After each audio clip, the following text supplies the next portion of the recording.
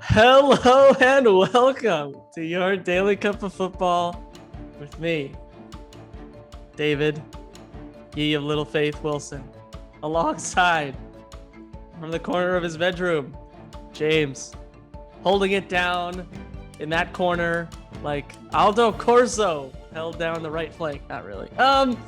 James. What? Me of some faith. You have some faith.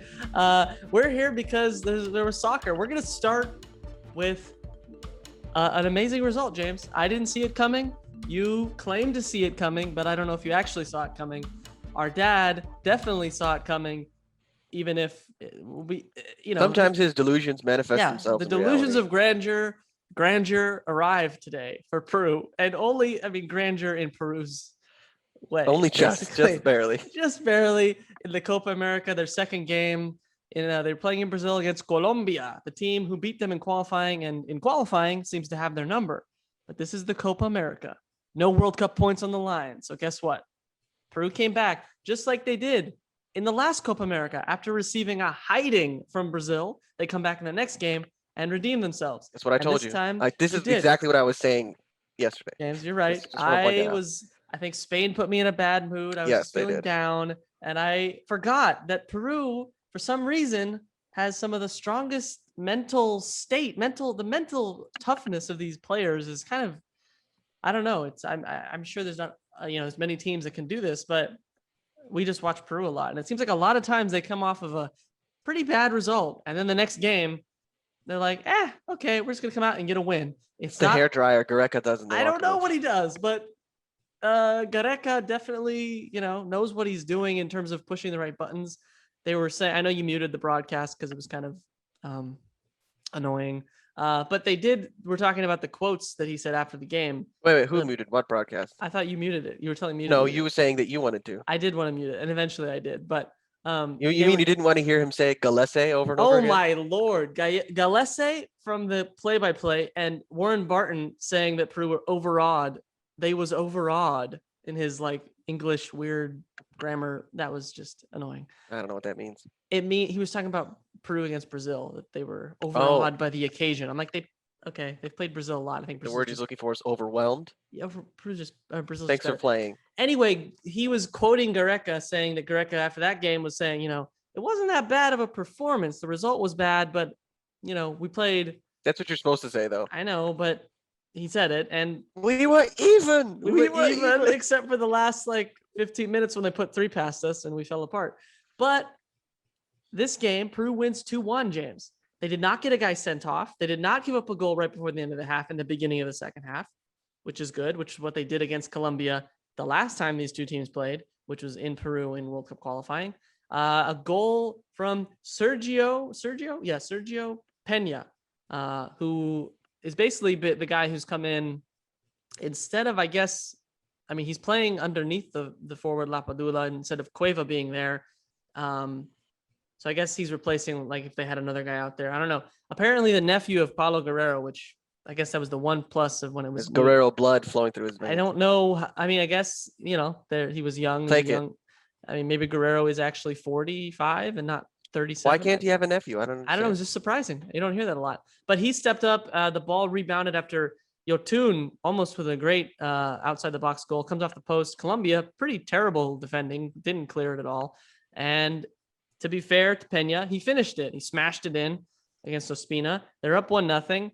Yes, Colombia, had more possession, but not necessarily dominant.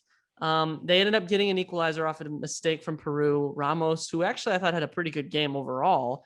Christian Ramos, the center back, had a pretty bad judgment of a through ball, just kind of was too slow, misjudged it. And then Gallese came out a little too excitedly, took out, it was Cuadrado he took out? No, I think it was Borja. I think it was Borja, wasn't it? He took out somebody. You can't really say anything about it. That was a penalty. And then the guy scored the penalty. But Peru somehow hung in there and scored via an own goal on a corner kick. It bounced. It didn't touch Ramos. He went for a diving header. It bounced off the chest of Yerry Mina, center back for Colombia, and went in by just as much as it needed to go in. Yes. Ospina, yes. I was muted, so I didn't know that it was a goal. When the Peru players were running around, I thought they were yelling at the ref that someone had touched the ball with their hand. Then I saw Corzo celebrating. I was like, oh, wow. We scored. Unbelievable. With probably like 25 minutes left or something like that. Yeah, too much time. Too much time. The couch is still in its place, but I was almost gonna pull it forward so I can get behind it because I was behind it. You were behind it? Okay. I was behind the couch. But they hung on, and to be honest, at the end of the game, I didn't feel that worried. I know you sent me some gifs of sweating and just like I was worried, and I was also like, you know what, Colombia doesn't look great. Peru they made Gallese have one save. There was one save off a corner. That's After true. that, yes. he didn't really do anything else. So. But to be honest, like I mean, it's always easier to be defending a lead than chasing it. But Peru did a good job of like wasting time, getting fouls that probably weren't fouls, just leaning into the just like the ref's gonna call the these dark arts, and you know that's what you have to do. Peru got the win. This changes the whole dynamic in the group in terms of the table. They go from the bottom to like I believe it's third with a game in hand on Colombia, whose last group game is against Brazil. Peru now, they got the tough games in this group out of the way, you'd think. Ecuador is next, followed by Venezuela. I believe that's the order. Let me just confirm. But and those two played 2-2 tie, 2-2 draw today. It's Ecuador, then Venezuela. So in this group, there've been a lot of ties in this whole Copa America. There's usually a lot of ties because these teams are kind of just even and the games are very tight. So when you can get a win, it's pretty good. And Peru got the win.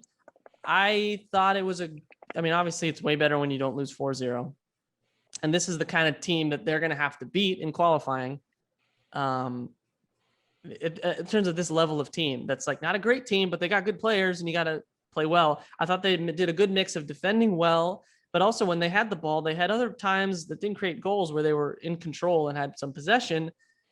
On the transition moments, a little lacking of final product. Lapadula still without a goal, which I don't think is that big a deal. He's been good at being involved in the buildup. He had 2 assists against Ecuador. But what did you take from the performance? Obviously, the result is, most important at this point when you're just trying to get back from a big loss. But I thought it was a good performance. They got lucky, but again, they shot. You shoot from outside the box, comes off the post. You got guys in the box. You're going to get a goal. You got guys in the box that isn't Morata. You get a goal. Yeah, you get a corner kick and you put it in the mixer. You put it in the mix and something happens. And yeah, it's not like, Sanchez and Mina for Colombia are kind of a good pairing in terms of South American supposed to be center backs, and Peru was able to do stuff. So obviously it's a great win and we're happy, but what was your take on the performance? I thought it was a composed performance. I thought they looked really calm on the ball, which is what we didn't see the first time they played Colombia, and what we did see when they played Ecuador, and again what we didn't see when they played Brazil. So there seems to be a trend when they, I don't know what it is. Is it confidence? Is it like belief? Are those slightly different things? But they just realize, okay, I have more time than I think.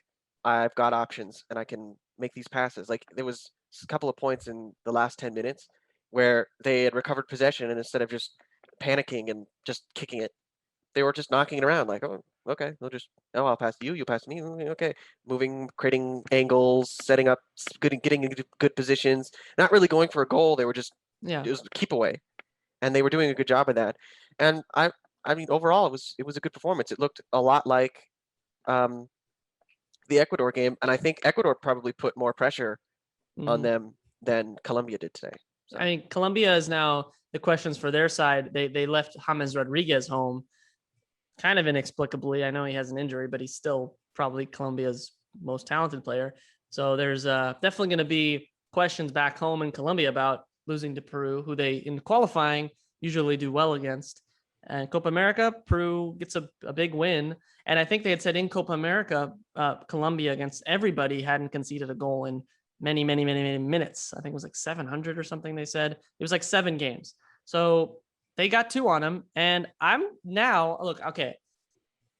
There was talk amongst, our dad saying I deserve to give, or Peru deserves an apology from me. And here's what I'm going to say. Not yet. I want to see, okay, because the thing with Peru is consistency. And that's like, okay, you won this game. kind of unexpectedly, but you got the win. I didn't even think a tie would have been a decent result against Colombia. Win is like awesome. They're playing Ecuador and Venezuela. Okay. These two teams, these have to be wins, in my opinion. If Peru's at the point where, let's say at the 2019 level where we're making the Copa America final, even qualifying for the World Cup and competing against, teams at the world level, you got to beat Ecuador and Venezuela. I know maybe I'm setting the bar too high, and these games are going to be tough. No, but they got to get these you're not. wins. They're going to get these. They got to get these wins. I'm more confident now that they can, but I still think there's 2 more games, and it's right there for them to be in a good position in the group to probably finish second in this group, which would give them a favorable quarterfinal matchup, probably against like Paraguay. It could be other teams. There's that other group is kind of all up in the air right now. There's not a clear number 1. So I'm not sure, but I don't think it's too much for me to ask, okay, Ecuador, you've beaten them before. Let's beat them again. And Venezuela has like half their country they had like not that many people on the bench, I believe, because of COVID and having to call in backup players. So that has to be a win, definitely. Am I being too harsh, or do I owe them an apology now? I mean, I'd like to hear an apology now. You just off the back of you saying that they're not good, unequivocally, no conditions, nothing. They're not good. Okay. I don't think. Yeah, Peru. They should win those games, but yes. Peru. I'm sorry. I'm gonna still stick by the World Cup thing until we string together some results. How about Sure. that? Okay. Okay. I blame Spain for my anger. How about that? Spain, Peru scored. Okay. Peru scored twice. Well, you said the Peru thing before you said the Spain thing. Those I were know. different podcasts. It was in the same podcast. It was just, or was it in the same one? No, I don't think it was. It was in the big one, wasn't it? Oh my gosh. Yeah. Wow. Yeah. You're right. It's all still blame boiling Spain. in your mind. I still blame Spain. They hurt you. They still hurt me. We had Trusted them. I did. They were the chosen ones. I don't know if they were the chosen ones. Anyway, so we're gonna be back to talk about Peru when they play. Well, they're playing on Tuesday, so we probably won't get to Wednesday. them You said Wednesday. Sorry, until the end of next week. Then they play Venezuela on a week from today, Sunday, to finish out the group. Now they have a pretty good chance of going through, even if they don't do what I hope they do, which is win 2 games. So we're going to go back now to the Euros. We started with a game that just happened because many hours ago, the Euros had 2 games. The final round of group stage matches started with just Group A. And we had Italy playing Wales and Switzerland playing Turkey. Well, I think we both watched the Italy-Wales game and I didn't watch any of the Turkey-Switzerland other than the highlights after the game. And it, I guess, turned out that game had 4 really good goals, 2 from Shaqiri.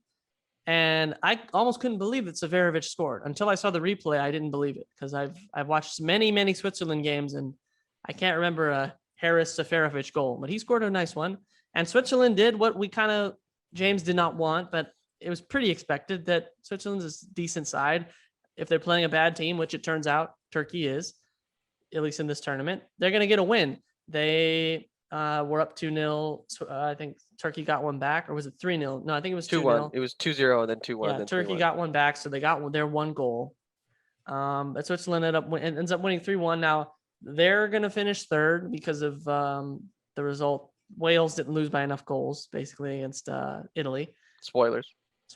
Switzerland now is in the 3rd place table, and with 4 points, they're going through. they're probably through. Yeah, with the -1 goal differential but 4 points. 4 points. Yeah. In my 3rd place table I've created, they're the only team in it right now. I just made it that instead of like updating it from 2. Wow. I'm just putting. So they're top. Right now they're top of the 3rd place table. Impressive. Wow. Yeah. Okay. Will they stay there? No, but they should probably stay in the top 4. We're going to go to the game we both watched. Italy beat Wales 1-0. They made 8 changes from the starting lineup, but still had a quality side out there. And I mean, one of the changes was bringing in a guy who might be a starter later on in this tournament, who I think is coming off an injury, and Marco Verratti. Just casually bring Marco Verratti off the bench and just start him. And I thought he had a good game. And Italy had a great game. I think They won only 1-0. It was off a set piece. Pessina, yeah, Matteo Pessina with a lovely flick on from a set piece. And Wales had their chances, even after going down to 10 after a pretty harsh red card on Ethan Ampadu, I thought. Straight red. But Wales hung in there. Definitely Italy was managing the end of the game, not really pushing for a second or third, which makes sense. They know they're going through, but they also held on to a clean sheet. They went over 1,000 minutes since they've conceded a goal, which is Ridiculous. insane. And 30 matches unbeaten. 11 matches won in a row, 11 clean sheets in a row. So Mancini and his staff of baby blue blazers or powder blue, those blazers out there, that's doing the trick. I mean, I don't know. I mean, the best chance for Wales fell to exactly the right person, Gareth Bale. He missed it. Wales made some interesting changes to their lineup. They didn't start the people who were at risk of getting a yellow card, which I thought was smart, actually. But then they brought on like 2 of them in the last 20 minutes. And I was like, this ref just sent off a guy for like stepping on someone. We're going to like put on Kiefer Moore here. And it worked out. No one got a yellow card. Both sides are happy with this because they both went through. Do you take anything away from it other than, Italy is deep, it turns out, and Wales is not as bad as Turkey or Switzerland, and kind of gave it a game, I thought, even when it was 0-0, it was a tight game. Yeah, I mean, I think Wales come out of this looking pretty good. Italy looking even better. They can make 8 changes and still put out a similar performance. I think Wales was pretty valiant, but then I think the game kind of got its knees cut out from under it with the red card because it just changes the dynamic. Wales go from kind of looking for an equalizer to looking to not concede more goals. I think not having more, right? Yeah, was a big issue because I mean he's just a physical presence. It changes the dynamic when you put a ball in to the box. There's somebody there who can head it in. So not having him for most of the game kind of hurt Wales' attack, and that's why they didn't really have any amazing chances. I mean the Bale one was, I don't know why he puts his laces through it. I mean I think it's just you're trying to go for something spectacular when something not so spectacular but maybe more effective would have been a better idea in that situation. And I think Ramsey also had another chance, but apparently he needs 3 good chances to score 1, which might be a problem going forward. But yeah, but I still think they look pretty good. Yeah, I don't know who they're playing in the next round. I think you said if I recall correctly, it's not someone really good, right? It most likely won't be. So Wales and Italy, they both will be playing the first day of round of 16 games on Saturday. Italy will play the runner-up of Group C, which will be either Austria or Ukraine. And Wales will play the second place team from Group B, which plays tomorrow. C and B both finish up tomorrow, but Denmark, Finland, and Russia basically are vying for second place. And I think Wales could make it through. That is that's a favorable, in this tournament where there's third place teams that go through. Usually in a regular format, second place teams play first place teams, but because of this format, some first place play second place, some first play third, so they have a chance. Hey, wait, don't you think it should be just like the third place? There's that chart, the fourth. There's the top 4 or whatever. Shouldn't they do the same thing for the first place teams? And then, so if you finish the top of the first place chart, you play the bottom of the fourth of the third place chart, and so on. And then the people that aren't in the top 4 of the first place chart have to play second place teams. Why don't they do that? So you're saying like some of the third place teams do play second place teams? No. Oh, you're saying of the first place teams? Yeah, they should also be in a. I guess the problem with that is you might end up playing someone from your own group. Yeah, exactly. Yeah, because Wales and Italy went to different sides of the bracket. It just seems kind of annoying that some teams have to play second place, and the other one has to play and just third. the draw. I mean, it's kind of random. I mean, yeah, Italy, but again, for Italy, like Ukraine and Austria is not like a difficult round. I mean, maybe better than Russia. I don't know. That Group B, we'll talk about it. It's kind of all up in the air, except for we're pretty sure Belgium's going to win the group. If you look down like the bracket, what Italy could face, Belgium, if they win Group B, would be on that side. And the winner of Group F, which could be France, is on that side. So Italy, if they make the final, is going to have to beat some teams, but they have done That's always going to be the everything. case. They've usually. yeah, that's always the case, but they've not put a foot wrong. I think John Champion said no one's ever gone through a Euros 9 points, no goals conceded, which It's pretty good. pretty good. And I think they said 7 of the last 9 teams to win all 3 games in the group stage have made the final. That's a good sign.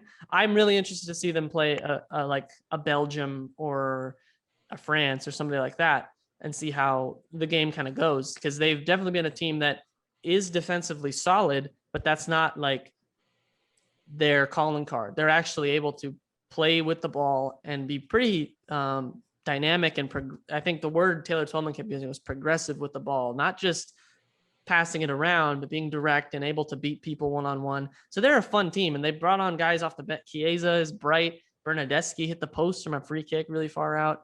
I think Verratti is really fun to watch. He's like 5 foot nothing, and he's out there all over the park just That's an exaggeration. He's like 5'5". Yeah, I know, but he's little. He's a little guy, even for a Yeah. soccer player. But he's all over the place, making, passing the ball, but also winning the ball back. So Italy, definitely impressive. But Wales did what they had to do. They did not get embarrassed. And that's something to say, because Turkey and Switzerland kind of got embarrassed by Italy. Now, this wasn't the full strength Italy, but still. Okay. We're going to go to the games tomorrow, because there's 4 games tomorrow. These 2 groups are a little more kind of up in the air in terms of what might happen, specifically Group B. But we're going to talk about the 2 games that are kind of the most they're up in the air, because the early games tomorrow at 9 a.m. is Group C. So North Macedonia plays Netherlands. Now, Netherlands has already clinched the group. They're going through as first place. They're waiting to see which third place team they get. Macedonia's out. They lost to the So team. they've sealed 4th place. They've sealed 4th place, and they do not get to play any more games after this. But the second game from that group, which will happen at the same time, Ukraine plays Austria, and both teams have 3 points. A tie would probably put them both through, because they both have a 0 goal differential. So that would already put them above Switzerland. I hope I hope they go for the win. I hope it doesn't turn into, but sometimes this is the thing with the 3rd place table. It kind of invites a tie is not too bad. But Ukraine has been the better side through 2 games than Austria. I think that's fair to say. You would think Ukraine should get the win.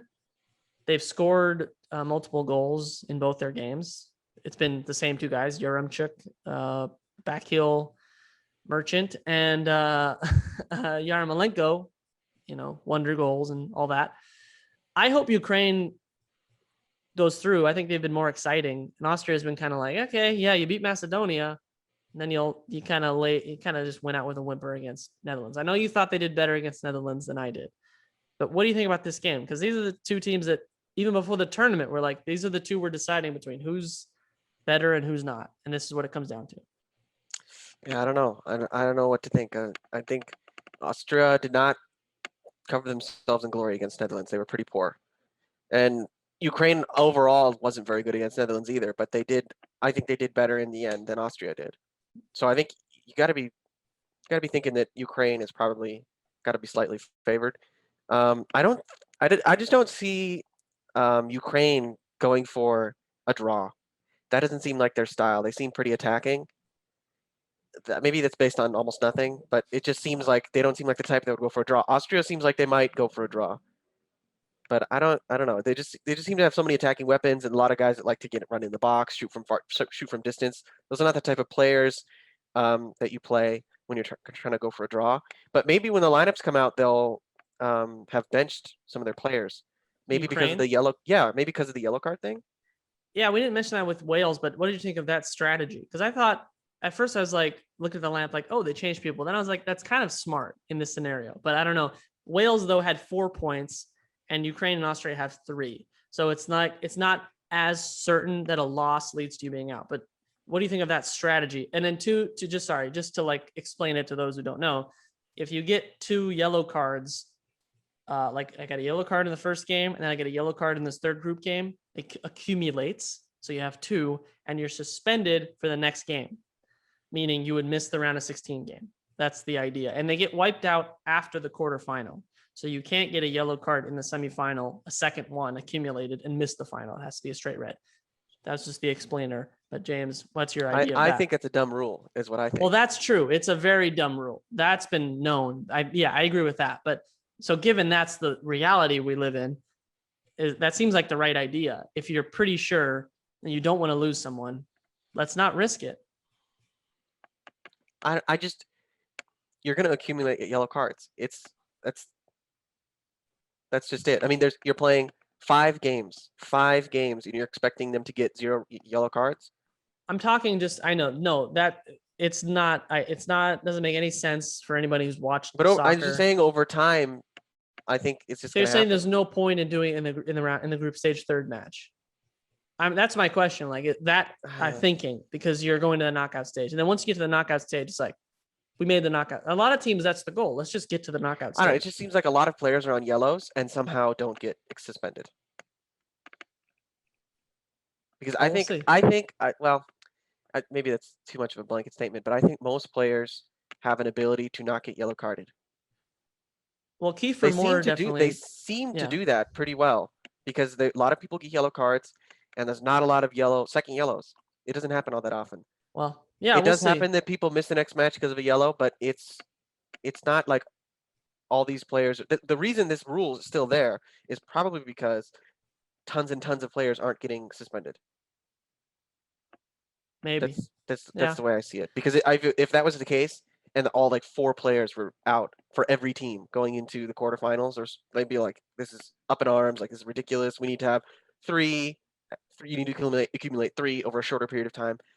Because that's how they got rid of the semifinal rule. Who was it that missed? Was it like Michael Ballack or something missed the semifinal? Yeah, I mean, or- it's happened. That's happened in. I mean, it's happened in World Cups and other competitions. The one from 2002, I think, was Michael Ballack for Germany. So it was, yeah.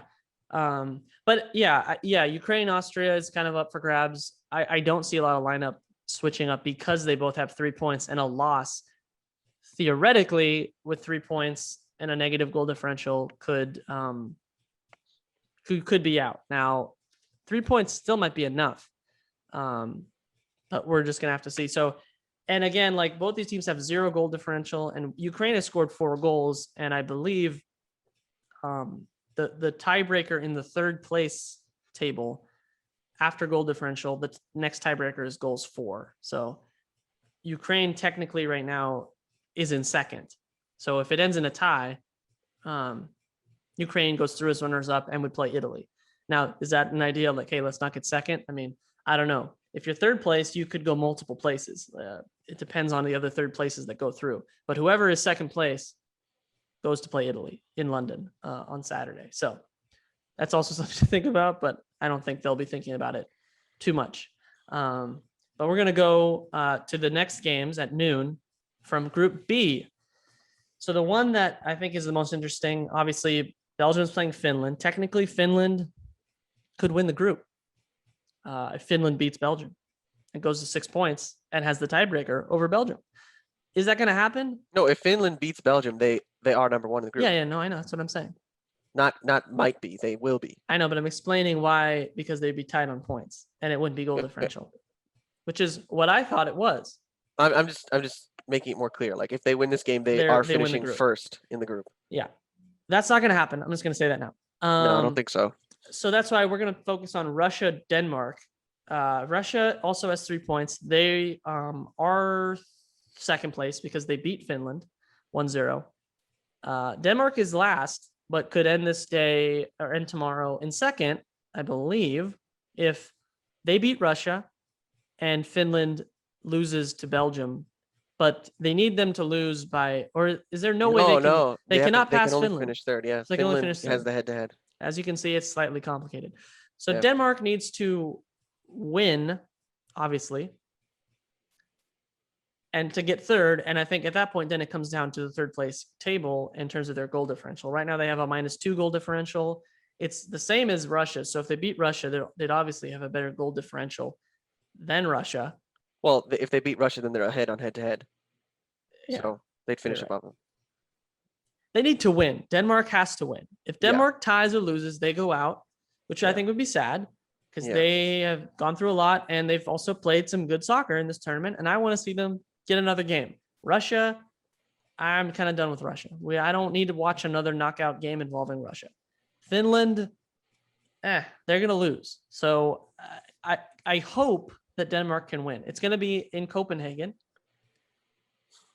It seems pretty straightforward that they could beat Russia.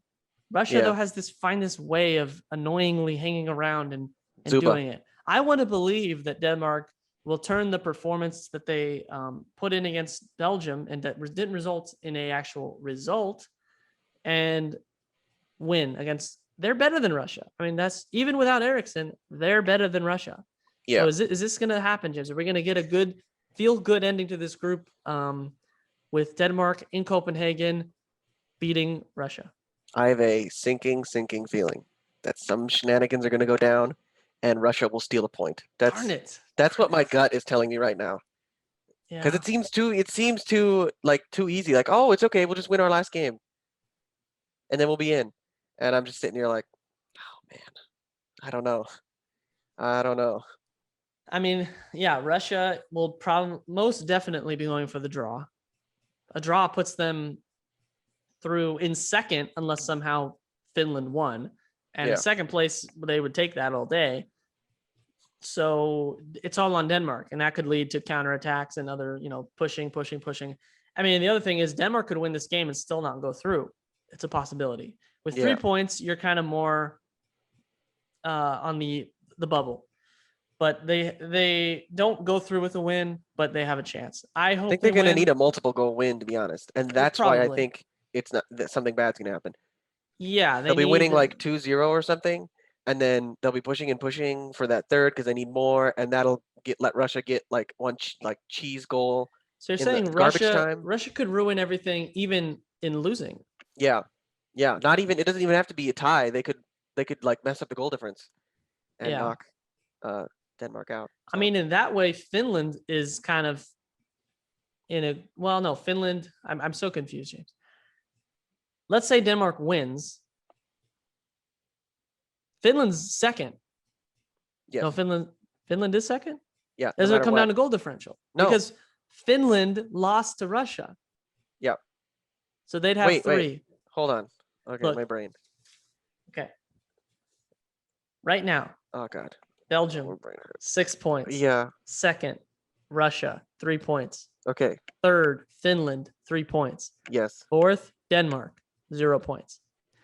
Denmark beats Russia. Let's just say 1-0. Okay. Denmark goes to 3 points. Russia stays at 3. Belgium beats Finland. Let's say 2-0. Okay. Now, Belgium goes to 9 points. Okay. Finland, Russia was in second. Yeah. They lose. Now they have a -4 goal, -3 goal. This is going to go down to goal difference, isn't it? That's what I'm saying. Because the head-to-heads all cancel each other out. Yeah. So because Denmark beats Russia, they have the head-to-head over Russia. But Finland has the head-to-head over Denmark. But Russia has the head-to-head against Finland. Oh my God. It's gonna come down. It is head-to-head. Where's the Clint Dempsey calculator? Beep, boop. Okay, so what we need to the only way to avoid this is for Finland to not lose, right?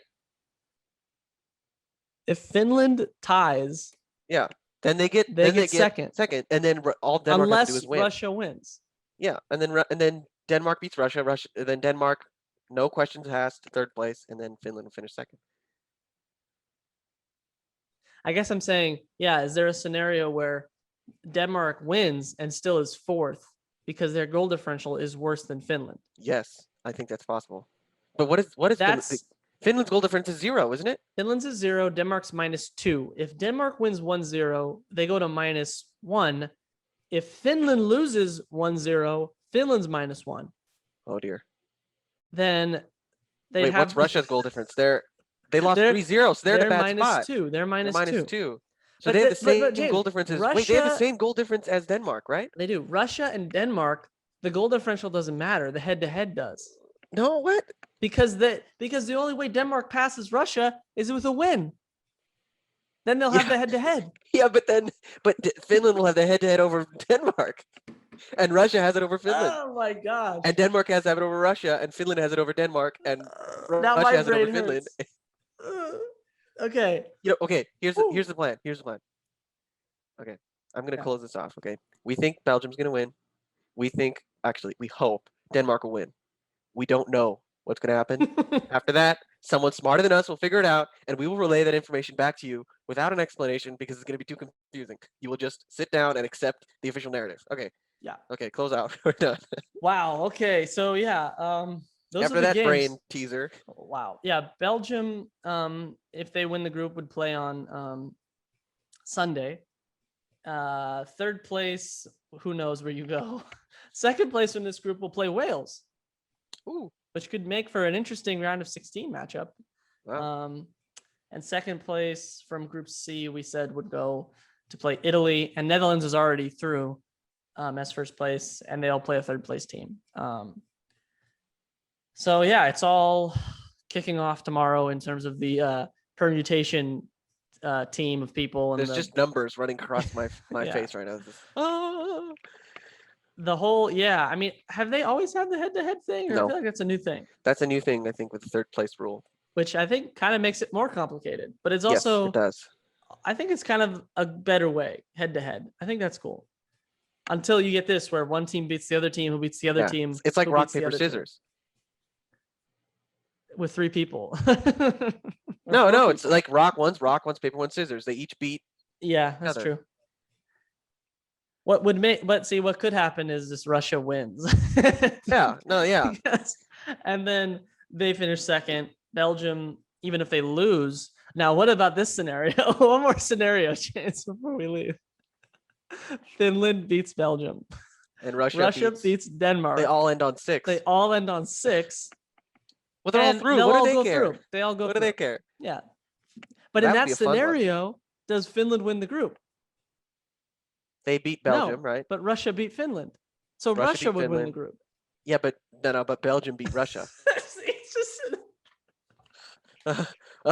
Windows XE is shut oh, not responding. down. James is not responding. Restart him. Uh. Oh my gosh. Wow. 3 6-point teams is pretty rare and probably won't happen. Which But, would be even more funny if this was it was only 2 teams yeah, went through. So someone who won 2 with games 6 points goes would out. get knocked out. Wow. But see, the reason that's so rare is because that's not going to happen. Probably. Finland Yeah. hasn't really. Yeah, Finland's probably going out. Yeah. All right. Wow. So with that, we're going to say, get out your calculator and start, or just wait for the official table to show up. But I Yeah. think it's more fun to try to Polish figure it up out. on your calculus. Your FIFA or UEFA tiebreaker rule book, which I think at some point will come down to fair play if it goes super. If we fall into the depths of the permutations and the mystery Fair play. the dubious third place table panel, that mystery organization. It's going to come down to a coin toss. It might. I mean, it's possible. Or an independent penalty shootout. That would make more sense. Independent. I don't even do like an independent panel review stuff. We believe. Yeah. Oh man. All right. So there's 4 games tomorrow. I would say watch. Not to tell people what to do, but Ukraine, Austria, and then Russia, Denmark, and they'll tell you what's going on in the other game. You could double screen it. That would be intense. I would just make you pay attention to neither. So Yeah. I wouldn't recommend that. It would just make you pay attention to the narrative story. Okay. The spectacle. Because you'll of it have all. 2 audio feeds coming into you at the same Yeah, time. one That's in not each ear. One in each ear. That's not conducive to It's not. It's not. good watching experience. All right, we're gonna leave it there. We'll be back. I believe we'll be back tomorrow. That's my goal. We'll see how the day goes. We believed that last Sunday when we said it on Sunday, and then Monday happened and it didn't happen. So we'll leave it there. We'll probably be back on Monday, tomorrow, with another podcast where we can unpack the permutations, and we'll have more of our round of 16 bracket filled out, which is always fun. So with that, we're going to say goodbye. Again, Peru, I'm sorry. How about we win 2 more games and just so we can have more fun and more happiness, because that's always good. So, James, thank you for joining me from your bedroom. We'll be back tomorrow with another podcast. Bye-bye.